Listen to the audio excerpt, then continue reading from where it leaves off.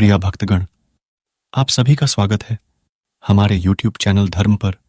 भक्तों, आज हम भगवान शिव द्वारा माता पार्वती को सुनाए जाने वाली एक कथा का श्रवण करने वाले हैं। यदि आप यह कहानी सुन रहे हैं तो इससे आधा अधूरा छोड़कर जाने की गलती ना करिए। इसे पूरा सुने और संपूर्ण ज्ञान की प्राप्ति करें, क्योंकि आधा अधूरा ज्ञान व्यक्ति के लिए हानिकारक हो सकता है। तो चलिए बोले, भंडारी का नाम लेकर हम इस वीडियो की शुरुआत करते हैं। लोगों को इस संसार में सबसे बड़ा पापी कौन है, स्त्री या पुरुष? मित्रों, आज इस कहानी में बात करेंगे कि इस दुनिया में सबसे बीडेढ़ा पापी कौन है, स्त्री है या पुरुष। वैसे तो कहते हैं कि पापी दोनों ही हो सकते हैं, चाहे वह स्त्री हो चाहे वह पुरुष। पाप तो दोनों ही कर सकते हैं। कहने का मतलब है कि इस संसार में कोई भी ऐसा प्राणी नहीं है, चाहे वह स्त्री हो या पुरुष, जिसने पाप ना किया हो। थोड़ा बहुत सबने पाप किया है और पाप करते हैं। मेरे कहने का तात्पर्य यह है कि जिंदगी में कभी भी पाप करने की चेष्टा ना करें। जहां तक हो पाप करने से दूर रहें। पाप करने से बचें, क्योंकि पाप करने वाला व्यक्ति हमेशा नरक में ही जाता है, क्योंकि पापी व्यक्ति का अंतिम मार्ग उसका नरक ही होता है। अंतिम स्थान उसका नरक ही होता है। तो हमेशा पाप करने से हर प्राणी के लिए बचना चाहिए, चाहे वह स्त्री हो चाहे वह पुरुष हो। आइए मित्रों, अब सीधे इस ज्ञानवर्धक आख्यान पर कहानी के माध्यम से गौर करते हैं। बस आपसे निवेदन है कि आप हमारी इसी तरीके से वीडियो की समाप्ति होने तक हमारे चैनल पर बने रहें और हमारी कहानी को शुरू से अंत तक जरूर सुनें, क्योंकि यह कहानी बहुत ही ज्ञानवर्धक होने वाली है। और यदि आप हमारे चैनल पर नए मेहमान दर्शक बनकर के आए हैं, आपने अभी तक हमारा चैनल सब्सक्राइब नहीं किया है, मित्रों, आप हमारे चैनल को सब्सक्राइब जरूर कर लेना और घंटी वाला बटन भी अवश्य दबा देना। आइए मित्रों, अधिक विलंब न करते हुए अब सीधे कहानी पर ही पहुंचते हैं। प्रिय दर्शकों, एक समय की बात है कि किसी राज्य में एक राजा रहता था और वह राजा बहुत ही धर्मात्मा था। उसके राज्य में रामराज जैसे सभी लोग सलूक करते थे। एक दूसरे को कष्ट नहीं दिया करते थे, एक दूसरे की मदद करते थे, दुख सुख में हमेशा साथ देते थे। प्रजा में कोई दुखी व्यक्ति नहीं था, सब खुशहाल जिंदगी जी रहे थे। राजा भी बहुत बड़ा न्यायकारी था, क्योंकि उसकी चर्चाएं बहुत दूर तक फैली हुई थी। ऐसा न्यायकारी राजा बहुत ही मुश्किल से देखने को मिलता है, क्योंकि वह राजा जो था वह दान और तप में बहुत अधिक विश्वास रखता था। इसलिए आस पड़ेढोस वाले राजा भी उसकी प्रशंसा किया करते थे और जब भी कहीं फैसला की बात आती तो उस राजा को बुलाया करते थे और वह राजा उचित फैसला किया करता था। एक बात और बताएं दोस्तों, उस राजा के लिए तोता और मैना पालने के लिए बहुत बड़ेढ़ा शौक था, क्योंकि उसके राज्य में उसके घर में एक तोता मैना पिजड्ढे में रहा करते थे, क्योंकि उस राजा के लिए बहुत ही बड़ढ़ा शौक था। एक बार क्या होता है कि तोता मैना में झगड़ढ़ा हो गया। झगड़ा इस बात को लेकर के हो गया, मैना यह कहती है तोता से कि संसार में सबसे बड़ढ़ा पापी पुरुष है, और तोता यह कहता है नहीं मैना, इस संसार में सबसे बड़ढ़ा पापी स्त्री है। इस बात को लेकर के तोता और मैना में झगड़ा बढ़ता ही चला गया। उस झगड़े के बारे में जब राजा को मालूम हुआ तो राजा आया और कहने लगा, तोता मैना से आप लोग क्यों झगड़ा रहे हैं? मैना कहने लगी, राजा साहब, हम लोगों में इस बात को लेकर के झगड़ा हो रहा है। मैं तो यह कह रही हूं कि इस दुनिया में सबसे बड़े पापी पुरुष हैं, लेकिन यह तोता यह कह रहा है कि नहीं, इस दुनिया में सबसे बड़ा पापी स्त्री है। इसी बात को लेकर झगड़ा हुआ मित्रों। तब राजा ने मैना से कहा कि मैना, आपस में झगड़ा मत करो, तुम बताओ कि इस संसार में पुरुष कैसे पापी होता है। दोस्तों, राजा साहब की बात को सुनकर केतकी तब मैना कहने लगी, राजा साहब, मैं आपको बताती हूं कि इस दुनिया में पुरुष पापी कैसे होता है। दोस्तों, तब मैना कहती है, राजा साहब, मैं तुम्हें इस कहानी के माध्यम से समझाती हूं। एक समय की बात है, राजा साहब किसी गांव में एक रही सेठ रहता था और उस सेठ का एक लड़डीहका था। वह लड़डहका बहुत ही सुंदर था। उस सेठ के पास में बहुत बड़ाढ़ी दौलत थी, दौलत के भंडार भरे थे। एक ही लड़डाका था। इधर क्या होता है कि वह लड़ीडा का जो सेठ जी का था, गलत संगत में पड़ गया। जुआ खेलने लगा, शराब पीने लगा, वैसे आवाज करने लगा और सेठ जी की नहीं, अपने पिताजी की दौलत को बर्बाद करने लगा। सत्तावादी खेलने लगा, यानी सट्टा का काम करने लगा, वैसे आबादी करने लगा। सारा धन दौलत इस तरीके से बर्बाद करने लगा। सेठ जी ने अपने एलडीडी रिचका को बहुत समझाया, लेकिन उस लरडियका के दिमाग में कोई बात नहीं आई। वो सेठ जी की दौलत को बर्बाद ही धीरे धीरे करता चला गया। एक दिन क्या होता है कि सेठ जी जो थे वह खत थम गई, यानी इस दुनिया को छोड़ करके चले गए। अब जो लड़का था, अब वह लड़का बिल्कुल ही स्वतंत्र हो चुका था, क्योंकि उसे कोई समझाने वाला अब नहीं रहा था। अब तो और अधिक जुआ वाली सत्तावादी वैश्यबाजी करने लगा है।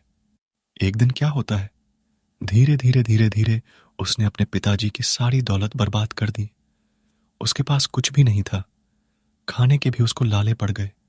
सारी जर जमीन को बेच दिया, कुछ भी नहीं रखा।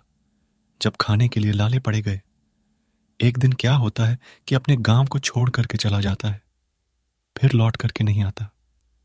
चलता चला गया, एक शहर में पहुंचा है, एक राजा के यहां पहुंचा है। महल के पास दरवाजे पर बैठ गया।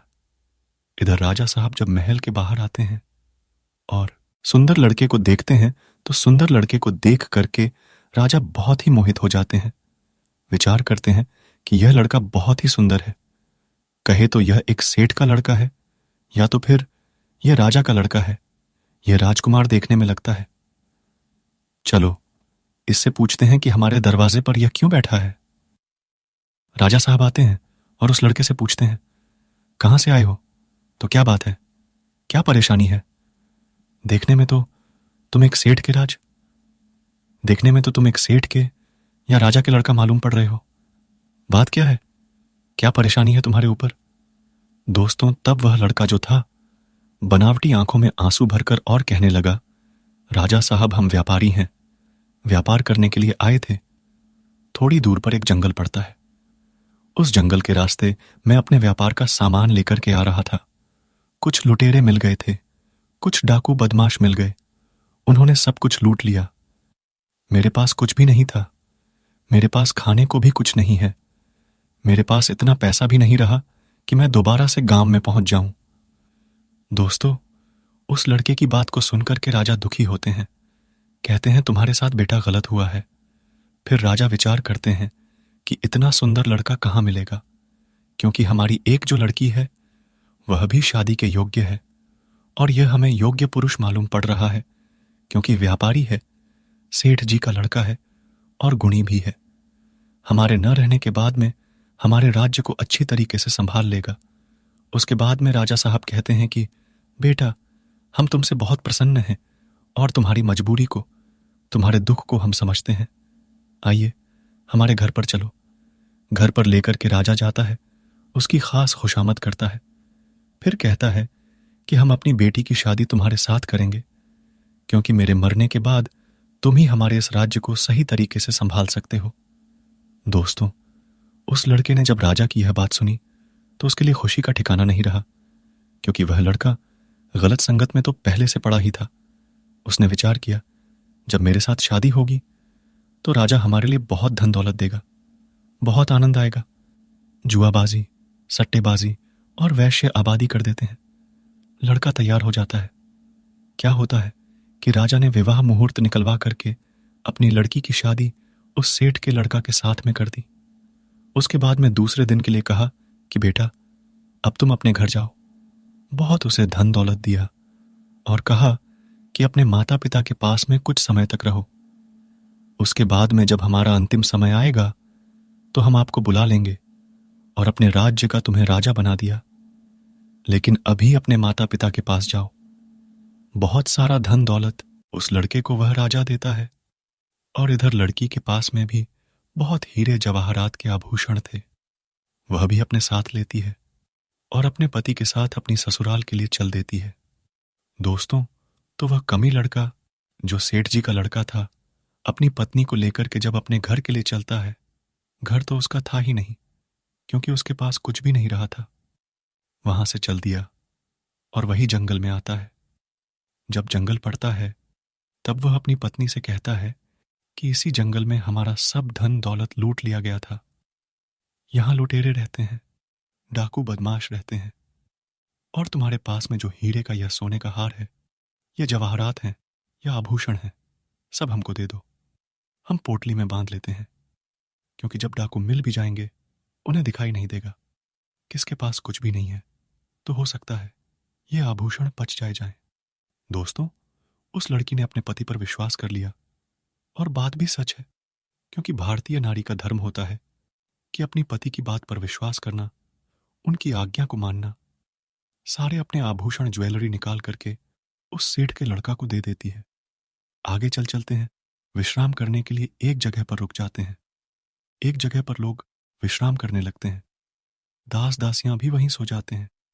इधर क्या होता है, उसकी पत्नी भी जब सो जाती है तभी वह लड़का उठता है और तलवार से दास दासियों को मार देता है और अपनी पत्नी को उठा करके कुएं में डाल देता है, और सारा धन, सारी पत्नी की ज्वेलरी लेकर के बड़ा खुश होता है और चल देता है। आगे के लिए सोचता है कि दास दासियों को तो मैंने मार ही दिया और पत्नी को कुएं में डाल दिया। यह तो थोड़े दिन के बाद में खुद ही मर जाएगी, इसे कोई निकालेगा नहीं।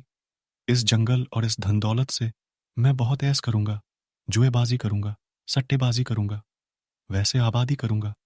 यह विचार करने के बाद में वह सेठ जी का कमी। लड़का वहां से चला। इधर क्या होता है, जो अपनी पत्नी के लिए यानी राजा की लड़की को ढकेल करके कुआं में चला गया था, वो लड़की कुआं में चिल्लाने लगती है। वहां पर एक मुसाफिर आ जाता है, उसकी कान में आवाज पहुंच जाती है। कुआं के पास में आता है तो लड़की हाथ जोड़ करके कहती है कि हे मुसाफिर, हमें इस कुआं से निकाल दो। तो उस मुसाफिर के लिए दया आ जाती है और उस लड़की को कुआं से बाहर निकाल देता है। उसके बाद में लड़की अपने घर चली आती है, और जब घर आती है और जब राजा ने देखा, उसके पिता ने देखा तो पूछा, बेटी क्या हुआ, तुम वापस चली आई, हमारे पति कहाँ हैं? दोस्तों, लड़की एक आदर्श नारी, एक पतिव्रता नारी, सारी बात को छिपा गई और कहने लगी कि हे पिताजी, रास्ते में एक जंगल पड़ा, लुटेरे मिल गए, सारा माल लूट कर ले गए, दास दासियों को मार दिया। पति का कोई पता नहीं, क्योंकि वे पतिव्रता स्त्री थी। सारी बात को छिपा गई। राजा ने जब सुना तो राजा बहुत दुखी हुए। उसके बाद में वो लड़की वहीं अपने पिताजी के पास में रहने लगी। इधर क्या होता है, जब उस सेठ के लड़का के पास में कुछ भी नहीं रहता, वो सारा धन दौलत जुए और सट्टेबाजी में मिटा देता है, तो फिर एक दिन वहीं अपनी ससुराल के लिए चल देता है। विचार करता जा रहा है कि हम जाकर अपने ससुर जी से कहेंगे कि तुम नाना बनने वाले हो, और जब ये सुनेंगे तो हमारे ससुर जी खुशी में बहुत हमें धन दौलत देंगे, जिससे हम फिर जुआबाजी सट्टेबाजी करेंगे। दोस्तों, ये विचार करते हुए मैं सेठ जी का कमी लड़का चला जा रहा है, और जैसे ही राजमहल के दरवाजे पर पहुंचा तो उसने क्या देखा है, जिस पत्नी के लिए कुएं में ढकेल करके आया था वही पत्नी दरवाजे पर खड़ी थी। जैसे ही अपने पति को देखा तो पहले तो उसको गुस्सा आया, और इधर उस सेठ के लड़का ने देखा तो भौचक्का रह गया। ये क्या हुआ, हमने तो उसको मार दिया था, ये जिंदा कैसे बच गई? उसके बाद मैं अपने पति को बुला लेती और समझाती कि देखिए, मैंने ऐसा कुछ भी नहीं बताया है जो तुमने मेरे साथ किया था। मैंने ये कहा है कि लुटेरों ने सब कुछ लूट लिया है, दास दासियों को मार दिया है, और यही बात अगर पिताजी पूछे तो तुम बता देना। दोस्तों, अंदाजा लगा सकते हैं आप कैसी पतिव्रता स्त्री थी। वो भी भारतीय नारी थी जो अपने पति की सारी हरकतें छिपाए। दोस्तों, उसके बाद में अपने पिताजी के पास में लेकर के जाती है, और वही बात वो लड़का राजा साहब से कहता है। इधर क्या होता है, मैं सेठ जी का लड़का कहता है कि आप कुछ ही दिनों के बाद नाना बनने वाले हैं। जब ये शब्द सुने तो राजा के लिए खुशी का ठिकाना नहीं रहा। कहा कि बेटा, आज रात्रि में यहीं रुको, कल जाना अपने पिताजी के लिए, अपनी माता के लिए, हमारी तरफ से बहुत धन दौलत ले जाना, मैं दान करूंगा अपने देवते की खुशी में। दोस्तों, अपने ससुर के ये शब्द सुनकर कि सेठ का कम ही लड़का बहुत ही प्रसन्न होता है। उसके बाद सब लोग भोजन करते हैं। जब सोने का समय आता है तो क्या होता है कि मैं सेठ जी का लड़का अपनी पत्नी को लेकर के सोने के लिए शयन कक्ष में जाता है और राजा अपने शयन कक्ष में सो जाते हैं। इधर अर्धरात्रि व्यतीत होती है। मैं सेठ का कभी लड़का तलवार को लेकर के निकलता है और सबसे पहले अपने ससुर की गर्दन को काट देता है। उसके बाद मैं अपनी पत्नी की गर्दन को काट देता है और बहुत सारा धन माल वहां से लूट करके और वहां से चला जाता है। दोस्तों, मैं ना कहती राजा साफ देख लिया कि उस राजा ने उसकी कितनी मदद की। उसे नहीं मालूम था कि ये इतना कमीन है, लेकिन वो कितना बड़ा बेवफा निकला, कितना बड़ा पापी निकला। जिस पत्नी ने सारी हरकतें उसकी अपने पिता से छिपाई नहीं बताया था, लेकिन वो नीच अपनी पत्नी का भी नहीं हुआ। कहते हैं कि पत्नी और पति का जीवन भर का साथ होता है, लेकिन कितना बड़ा पापी था, कितना बड़ा गद्दार था, जो कमीन सेठ का लड़का अपनी पत्नी का भी नहीं हुआ और उसको भी मार दिया, अपने ससुर को मार दिया। इसलिए राजा सा, मैं इनको समझाता नहीं हूं कि दुनिया में, इस संसार में सबसे बड़े पापी हैं तो पुरुष। राजा साहब जब इस मैना की कहानी को सुनता है तो राजा साहब बड़ा शक्का बक्का रह जाता है, कुछ कह नहीं पाता है। उसके बाद में कहता है, तोता, तुम बताओ कि स्त्री कैसे पापी होती है। तो इधर में तोता राजा साहब से कहता है कि मैं भी तुम्हें एक कहानी सुनाता हूं। यानी वह तोता राजा साहब के लिए त्रिया चरित्र के बारे में समझाता है और त्रिया चरित्र की एक कहानी को सुनाता है। उसके बाद कहता है कि राजा साहब, इस संसार में सबसे बड़ी पापी स्त्री होती है। तोता मैना की थी। दोनों की कहानी सुनने के बाद राजा समझाते हैं कि देखो, आप लोग झगड़ा मत करो। अब मैं तुम्हें बताऊंगा कि इस दुनिया में सबसे बड़ा पापी कौन है। इधर क्या होता है, अगला दिन होता है दरबार। लगता है तोता मैना को लेकर राजा दरबार में पहुंचता है। मंत्री संतरी सबसे यह सवाल करता है कि इस दुनिया में सबसे बड़ा पापी कौन है। तो कोई कुछ बताता है, कोई कुछ बताता है, लेकिन तब राजा इसका फैसला करता है। सब यह समझाता है कि मैं तुम्हें बता रहा हूं कि संसार में सबसे बड़ा पापी कौन है। राजा कहता है मैना से, और तोता सा सुनो, तोता मैना है। इस संसार में सबसे बड़ा पापी वो है जो इंसान अपनी औकात है, जो इंसान अपने शिष्टाचार को भूल जाए, जो इंसान अपनी संस्कृति को भूल जाए, वही सबसे बड़ा इस दुनिया में पापी है। मैना, जो इंसान अपने आचरण भूल जाता है, जो इंसान अपनी संस्कृति और धर्म भूल जाता है, जो इंसान अपनी जात और खात को भूल जाता है और उल्टे सीधे कर्म करने लगता है, वही सबसे बड़ा पापी इस दुनिया में माना जाता है। क्योंकि पापी तो हर कोई होता है, हर कोई पाप कर सकता है। स्त्री भी पाप कर सकती है और पुरुष भी पाप कर सकता है, इसमें कोई दो राय नहीं है, क्योंकि दोनों पापी हुआ करते हैं, स्त्री भी और पुरुष भी। राजा कहते हैं, मैना, मेरी राय में इस संसार में सबसे बड़ा पापी वही है जो अपनी औकात, जो अपने आचरण, अपनी संस्कृति, अपनी जात धर्म को भूल जाए और अपने कर्म को भूल जाए, वही इस दुनिया में सबसे बड़ा पापी होता है। दोस्तों, राजा साहब के इस फैसले को सभी मानते हैं, सब प्रसन्न हो जाते हैं। तोता मैना भी मानते हैं कि बात सही है राजा साहब। आज मैं समझ गया कि इस दुनिया में सबसे बड़ा पापी वही है जो अपनी औकात, अपने आचरण, अपने जात धर्म को भूल जाए, अपने कर्म को भूल जाए, क्योंकि उतना ही पापी स्त्री है और उतना ही पापी पुरुष भी है। पाप दोनों ही कर सकते हैं। तो दोस्तों, कैसी लगी हमारी यह कहानी है, एक तोता मैना की और इस राजा की। अब तो आप समझ ही गए होंगे कि इस संसार में सबसे बड़ा पापी कौन है।